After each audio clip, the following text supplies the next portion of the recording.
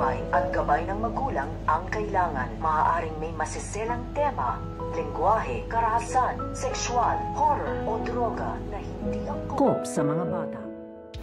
Bago nga tuluyang umalis, ito nga si Lola Susan at ito nga si Josa sa kanilang pagdalaw sa kaibigan nga nito nga ni Lola Susan, at natuklasan nga nila dito ang ginagawa nito nga ni Moira, at nag-utos pa nga daw ito upang paslangin nga dito ang kaisa-isahang testigo na ito nga daw si Dax. Kaya nga ito nga si Lola Susan ay nakaisip nga ito ng paraan upang mabodyakan nga na dito ito nga daw si Moira, dahil bago nga tuluyang umalis ito nga si Josa at ito nga si Lola Susan ay nakita nga nila dito ito nga si Moira. Kaya nga ito nga si Lola Susan ay sinugod nga na dito ito nga si Moira at pinagsasampal nga dito nito nga ni Lola Susan ito nga si Moira, dahil hindi pa rin daw ito tumitigil ng kanyang kasamaan kahit nakakulong na nga daw ito, at imbistado na nga daw dito ang kanyang plano dahil nalaman na nga daw nito nga daw nila Lilith at ni Annalyn ang kanyang binabalak na pagpaslang